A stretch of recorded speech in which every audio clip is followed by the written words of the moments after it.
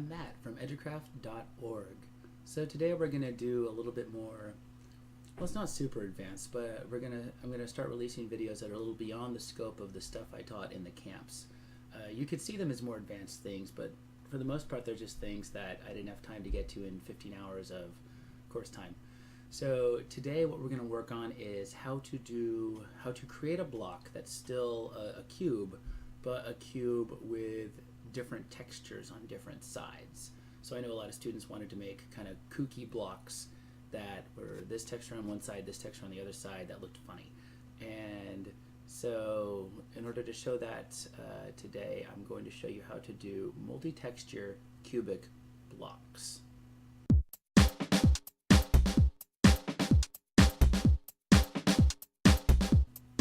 So I'm going to assume that you've already done the basic tutorial and you know how blocks are made. You know how to add textures to blocks. I'm going to skip some of those steps. So essentially what you're going to have to do is every side, you're going to have to make every different texture you want in your block. So if you want your block to have 2 different textures or 3 different textures, you're going to have to make a texture image, a PNG file using your image editor of choice. Pixlr is the one that I show you because that's free and available online so anyone can get access to it. At home I tend to use paint.net or Photoshop, depending on which computer I'm using and whether it has a license for Photoshop or not. So essentially I'm assuming you've made your textures, and I assume you know basic block making abilities like JSON files, and if you don't know any of this stuff or it seems really unfamiliar to you, then go back to the basic tutorials and go back to and refresh yourself on how to make blocks, the basic one texture that gets cubed blocks, and you might want to remember that. But if all this stuff sounds familiar to you and you're like, yes, I know, then let's continue. And I'm thinking, what kind of block can I make as a demonstration that has different textures for different sides? So I thought we'll make dice. You can put some dice in the game, which, you know, it's fun for people like me who play who've, you know, played my share of D&D in the past. I like dice. They're fun. I have a big collection of multi-sided dice. So, enough nerd talk. Let's get to it. So to get started, I'm going to just have to create our dice block. So I'm going to make the variable for the block. This should be very familiar to you if you've been through the other tutorials. I'm going to have a dice block. Okay, and now I'm going to create the dice block, or I'm going to initialize the dice block. And here's a trick that I can do. So in a lot of our other stuff, for like the block name and the jar, we create our own class, and then in that class, in our block classes, we take a look at the properties for those things. And part of that is we say what material it's made out of, what its unlocalized name is, what its registry name is, where it goes in the creative tabs, and then we also go how hard it is, its resistance to explosion, what it sounds like, light level, and opacity.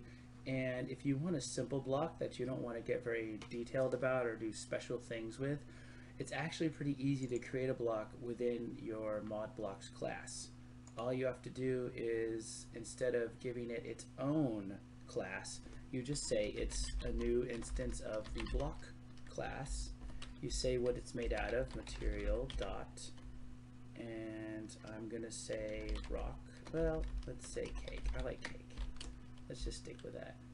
All right, and then on that very same line, we just go set unlocalized name, and we give it its unlocalized name, which is always the same as the variable name, meaning lowercase, and spaces are done with underscores, so dice block.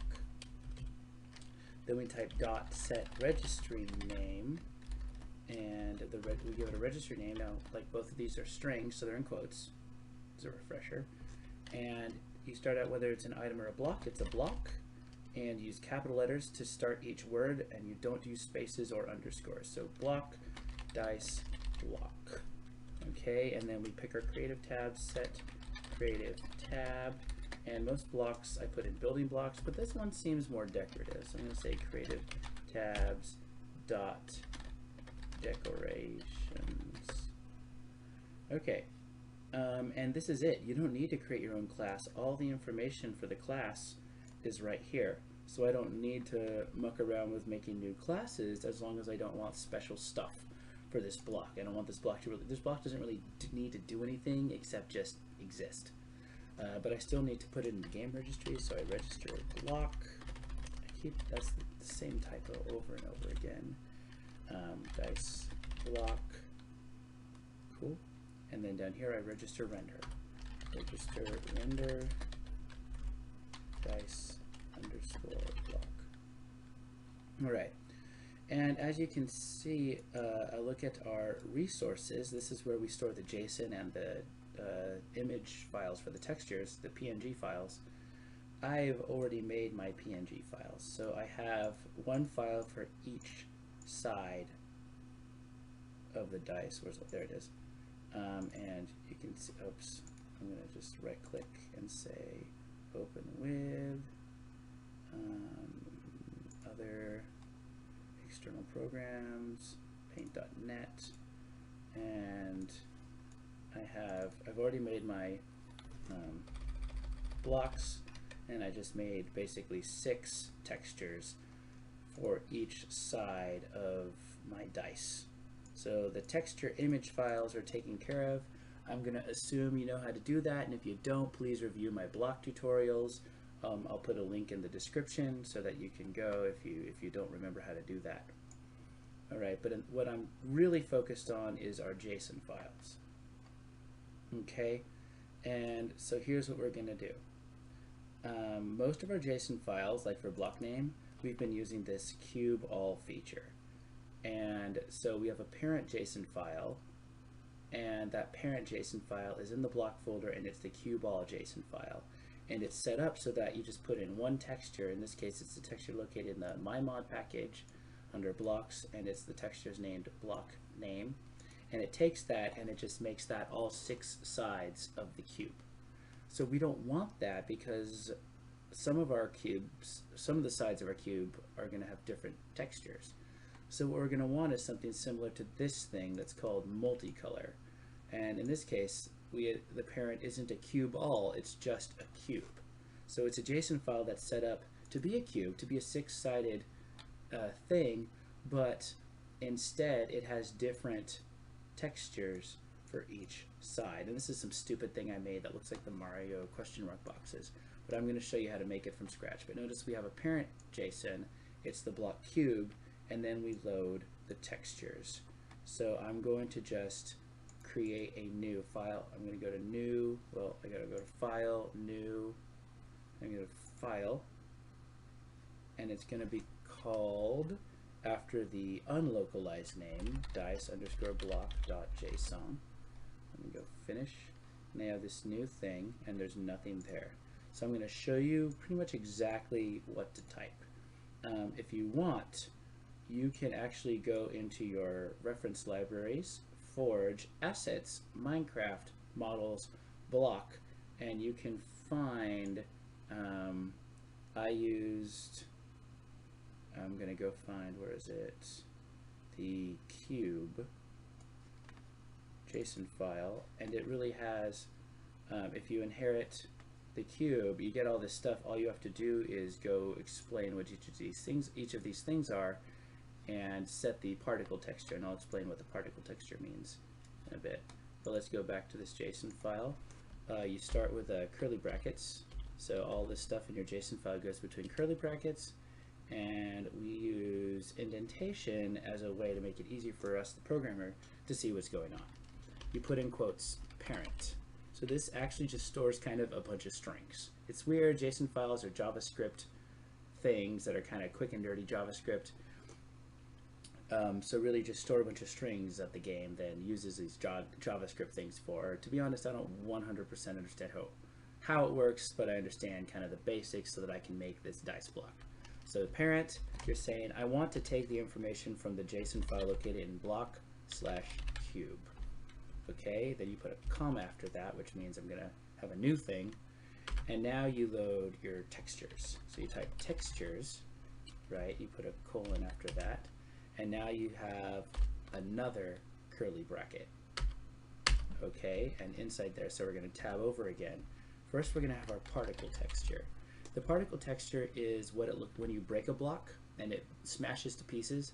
The pieces are the texture that you use to make that. So honestly, any side of a dice is going to work for a particle texture. And really, I mean, basically, I put something in here. Otherwise, when I break my block, it's going to have that purple and black speckled look in the particles, even if the block doesn't look like that. So you got to put at least one of the textures for the sides of your block for this. So particle colon, and I'm going to, in quotes, now the texture is not coming from Minecraft vanilla, the regular Minecraft files. It's coming from the mod that I'm making, which my mod ID is still my mod colon. So if you need to put your mod ID here, or the folder that you've been putting all your textures in. So see, it's under assets.mymod. I need to say, hey, the assets folder is actually this mymod thing in the assets folder. And you put a colon, then you type blocks, because if you'll notice, blocks. If you'll notice, I'm going to close this models thing, under your textures, it's under blocks. Okay? And then you type slash, and then you type the name of your texture file. So I got a bunch of texture files. I'm just going to go with dice1. Dice, oops, not side, dice underscore 1. Okay, and then I put a comma. You always have to end these lines in commas. They're kind of like the semicolons for JSON files. Okay, now I have the downside, the up side, and notice these all go in quotes with a colon outside of the quotes. Down, up, north, colon, east, colon, south, colon, west, colon. And each of these is a different side of the block. Down is obviously the one facing the ground, up is obviously the one facing the sky, and then these north, east, south, west parts of your block are the different sides of the block, the 4 different sides other than up and down. I don't remember which one is which, but you can experiment with them to get it how you want it. And to be honest, I'm not going to make an actual dice thing, so my dice won't be exactly how actual 6-sided dice are laid out. I don't have that memorized, but I'm just going to assign the textures as needed. So I'm going to have down be mymod colon blocks slash dice 1, comma, up my mod colon blocks slash dice 2, the comma goes after the quotes, north my mod colon blocks slash dice underscore 3, comma, my mod colon blocks slash dice 4, alright, my mod colon blocks slash dice underscore 5,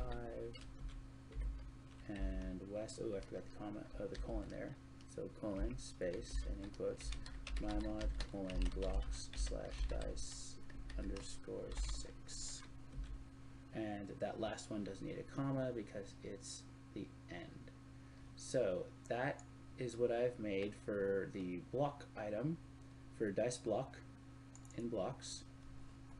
I'm going to copy all of that, and I need to make an item JSON file and then a block states JSON file. So the item JSON file is going to just contain all this, and the JSON file in the item thing is what the block is designed to look like when it's in my hand or into my inventory. So I'm going to click on item, go to file, new, file. And this is we use a register name, so block dice block.json. Block dice block.json, finish. I'm going to open that. I'm going to paste what I just made, so that when I'm holding the block in my hand or the block is sitting in my inventory, it looks like it does when I put it in the world. And now for block states, that's going to work a little different. For block states, all I have to do is just let it know that I have made a model file and it's located here. So my block name is still a good example for that. okay, and block material or in block multicolor. All of these are pretty similar. So I'm going to go to block states, new, file, and the block states are again the registry name. So block, dice, block. Gonna click on finish. Oh shoot, rename. I forgot to add the .json. You gotta add .json. Okay, there we go. Block dice block.json. I'm just gonna take any one of these, copy it, and paste it, and just make sure it knows that it's going to get dice underscore block from the models. And I'm gonna go to file, and I'm gonna save all. Cool, now let's run the game and see if it appears in the game. Ooh, I'm excited. Oops. Alright, so I'm in Minecraft right now, and I'm going to check my inventory. If you look, I've already done this with these blocks that look like Mario question marks. So I remember I put it in decoration blocks. I'm going to scroll down, and hey look, there it is, my dice block. Now if you don't want it to have that stupid looking name, you know what to do. You edit your lang file, and if you want to, you can check out my old tutorial for that. But I'm going to assume you know how to do that, so I'm not going to cover that in this tutorial. And now I'm going to play, so it looks good in the inventory, it looks good in my hand, and now I'm going to place it in the world. And look at that, I got these dice blocks that I can just place in the world. Now, if you want the dice block to, the north, south, east, west facing position is always the same in this game. So no matter what angle I'm looking, the block looks the same. Now you can change that in the code to make it kind of like how when you put down a crafting table, the front is always where you're facing. The same thing with the redstone repeaters. They're not stuck facing certain ways. They have to do with what you're facing when you place them. And we can do that with these, but that's a job for another video. So hope you're going to be looking forward to that. But in the meantime, now you know how to make multi-texture blocks. Alright, so hopefully that helped you do something that is a little bit beyond the most basics for Minecraft modding, but just adds a little nice touch to your mod if you're not stuck just cubing all your textures, but actually assigning your textures to different sides of your block, especially if you want to make a really crazy looking block, which I can think is fun when you make like really goofy, crazy things in Minecraft. So I'm going to keep doing some of these videos that go beyond some of the stuff we covered in our basics tutorial, or if you were a camper and took our camp stuff that we didn't have time to get to in the 15 hours of camp we had for the camp. So please keep in tune, or subscribe, or do something so that you can see when new videos come out, because it might be something that you've been trying to do on your own.